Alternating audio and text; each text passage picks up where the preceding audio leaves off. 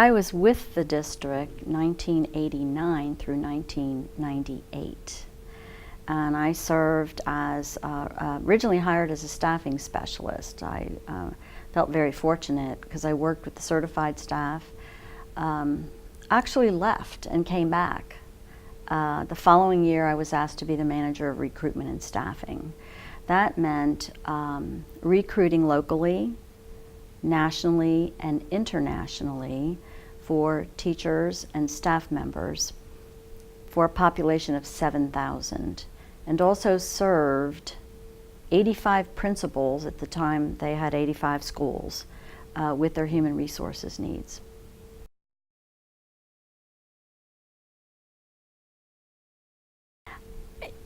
Interesting. I'm going to share something on the personal side. Interestingly enough, the year that I was searching for a full kindergarten for my child and living in Lee Summit, there was no such thing. So she's in a daycare and she comes home with a Kansas City, Missouri school district t-shirt on, and I'm wondering, where did that, how did she get that? So I found out that they were recruiting in the suburbs all the daycares that they could, and my daughter came home with the information, full kindergarten. Of course, my husband and I were elated because we both worked and it was time for her to go to school. So I think their efforts to do that was so natural, so easy for us to sign up and become a part of that organization, knowing full well that she was not going to be in the Lee Summit School District. But what I discovered with my husband when we looked at the school, that she would go to a full immersion school and learn Spanish. Two things happened. She was promoted from kindergarten to first grade in that first year. She spoke fluently Spanish. One day when she came home, I had no clue as to what she was even saying. So she learned well.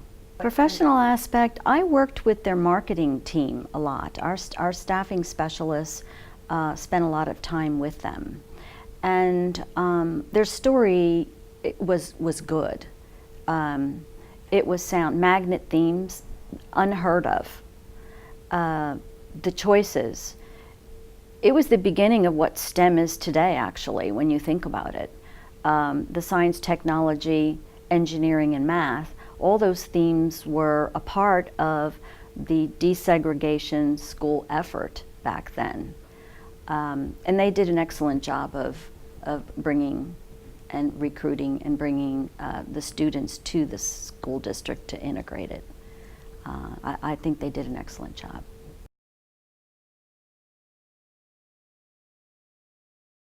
I think, of course, there's the parent that wishes that their child can walk to school. We didn't have, I don't recall anything majorly negative. I recall most of the positive things that were going on with the themes in the schools. The teachers were enthusiastic, they were engaged. The methods of instruction, well delivered, and I was fortunate to be in, I've been in every one of those buildings, all 85 of them. I used to visit them twice a year. And I also understand, and this is not negative, I was asked why was I doing that, and I said, well, those are my clients. And I know for a fact many administrators never got around to checking in on their clients as well.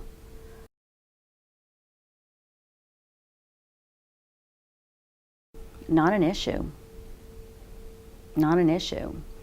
The children played well, worked well. I think the excitement about the curriculum was the essence of the success of the effort. We could talk about the deseg meetings that went on and on and on and on, and the turmoil and the dialogue in the struggle of the essence of what was taking place might have not been as positive as one would like to see. But in the buildings, in the school with the teachers, not a problem. So were you privy to some of those tense discussions? Oh yes, I used to be part of them. So, we were on call to assure that the staffing was taking place. Because after all, we recruited Africans, Germans, Latinos, corporate experts, mathematicians, scientists, and I was accountable for assuring that the staffing was going to take place. My team also. I had initially 24 that worked with us, and they did a great job. You said that there was, you labeled it as turmoil, sort of. So they were tense. It was the positive negative of what the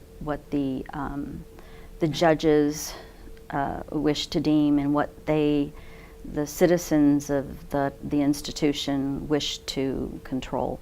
I think if you look up Arthur Benson, one of the original persons that cared for all of that, the history's there. Yeah.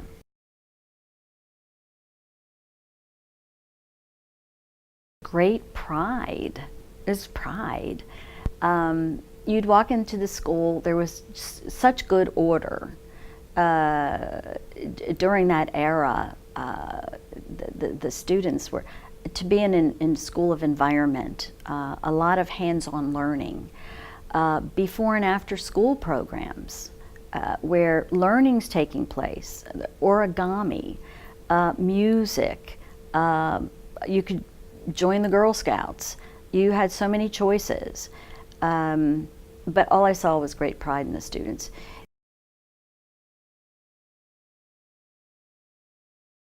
Let me go back a little bit with when she started.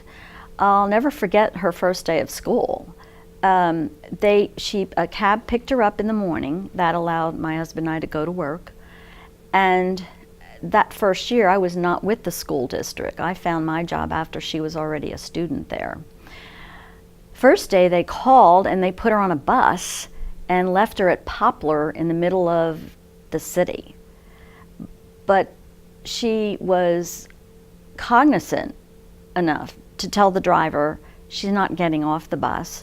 They took her back, we found her, and then therefore never an incident. So she was picked up very early, almost 6 o'clock. So she put in a long day and didn't get home till 6. But knowing what I knew about how well her educational program was, we still felt comfortable with that, and with her studies, and her grades were always good. What she took away, she stayed through 6th grade at the Lincoln Prep, and then she went to 7th grade in Lee Summit. She learned how to play the piano. She learned how to play the saxophone. She used to make origami, run around and sell it in the neighborhood for a college tuition fund. She'd been on an airplane to St. Louis and back. She was so well-rounded. The community where we lived were intrigued. They were literally intrigued about the experiences that she was having, that the students locally were not getting. Today, she refuses to leave the city. She lives right down here in the Roanoke community. She said as soon as they have another house available that we need to move into, that's what we're doing.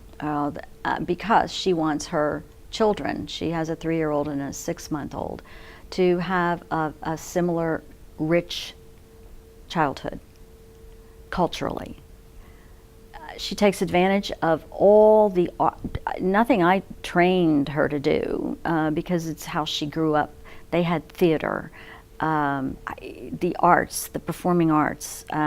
So she takes her children to all of these events, and their life without Kansas City, Missouri School District is just as enriched as hers was because of her experience. I think it's simply amazing. She graduated Mizzou. She now runs her father's business, and she's doing well. She's very happy. Even a private school, I don't think, would have done a better job. It's just it's a thrilling thought. And I'm sure many of the children that went were in her grade: Volker Elementary, Sweeney, with Phyllis Washington and Raina Levine, premier leaders. I mean, just. She had a bullying experience, called the principal. The principal said she'll handle it. She sat both the children down. They talked it over. It stopped. That was the end of it. They knew how, those principals knew how to handle their schools, and they did an outstanding job.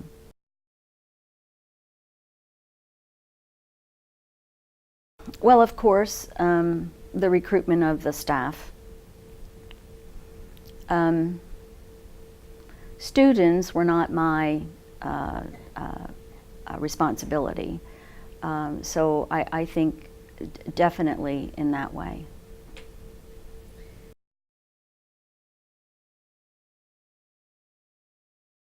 You know, there were, I remember opening of schools, how tense it is. How many teachers needed to be hired, how many vacancies we still have, how accountable we were. I used to have to report to the deseg committee also. They were not friendly. I think they were tagged something like the Roman Inquisition board. So we did the best we can to stay professional and give them good data. So what kinds of reports would you give them? Just The staffing. I mean, you have 7,000 positions. You know, it can create a very nice looking spreadsheet. The interaction that I had required reporting the status of the department. The committee consisted of people that were not a part of our school district.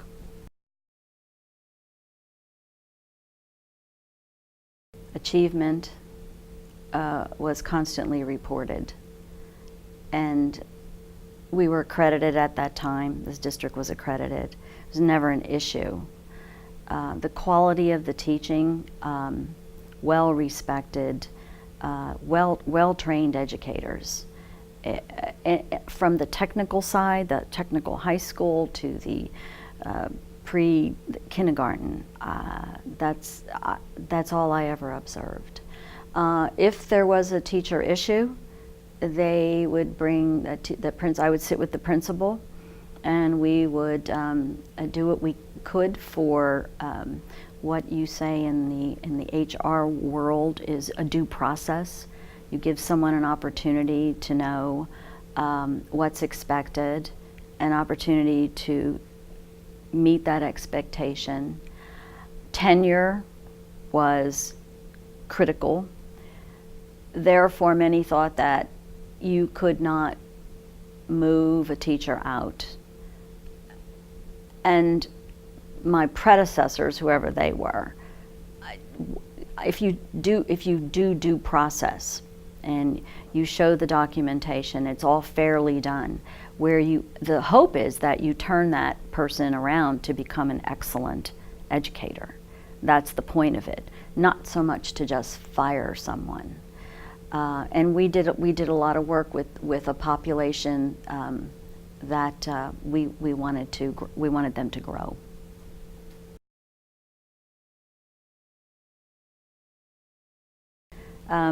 Well, field trips, airplane rides to St. Louis and back, Learning to play the piano, the saxophones, they came away with great opportunities, lifetime skills they walked away with. No, not just the pure academics. There was much going on, much going on. We were fortunate because the school district had the money to do everything they could to maintain and establish an outstanding school system. It included training for the educators, to renewing the buildings, bringing them up to code, and installing air conditioners. Everything was there for us.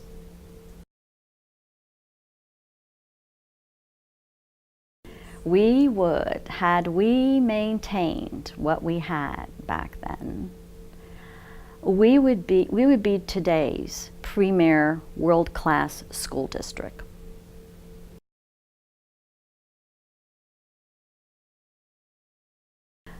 To improve urban schools, there's an opportunity, there's a wide open window right now for whatever has not been occurring, where the country has not highly supported and put education at the top of their list. Today, there's that opportunity. There are movements at the university level, Rutgers, for example, whereby progressive education is on the move. And the school districts that will join that movement will be successful and maintain their success. It's interesting if you look at the history, as I may mention John Dewey, what he believed in, and his movement is now alive again. And I'm excited about it. Teachers got into a place, many of them, where lecture became lecture, you do as I say, and today our students need interaction. They need to own their education, and they need to be interactively involved. And part of this movement, it's how do you keep a student engaged? How do you assure that they are learning, and not in the traditional ways?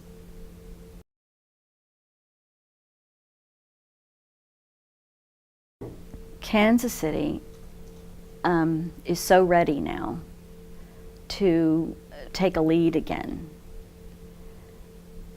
and I believe you've got the right leadership in place right now. Yes, the size of the school district has diminished, but it doesn't mean that it can grow again if the community sees what they're doing. And as long as they believe that educating our students is their number one top priority, we're going to be at the top again. And our students in Kansas City will be the future leaders of our country. I truly believe that.